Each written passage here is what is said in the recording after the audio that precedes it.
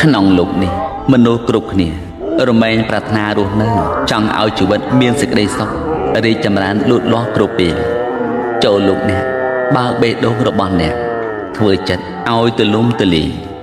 ត្រូវអនុញ្ញាតឲ្យមនុស្សដទៃរស់នៅបានសុខចម្រើនផងដែរ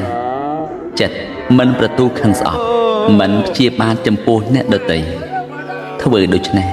អ្នកអាចកសាងពិភពលោកដ៏ស្រស់បំព្រងមួយនេះធ្វើឲ្យជាទីឋានមួយមានសន្តិភាពគ្មានសង្គ្រាមផ្លូវចិត្តស័ក្តិសមក្នុងការរស់នៅវាលែងលុះត្រាតែអ្នកសម្របសម្រួលខ្លួនរស់នៅតាមគោលការណ៍ធម៌ឬនិយមដ៏ប្រសើរទាំងនេះលោកអ្នកមិនត្រូវសង្ឃឹមទទួលបានសេចក្តីសុខសន្តិភាពក្នុងពេលបច្ចុប្បន្ននេះ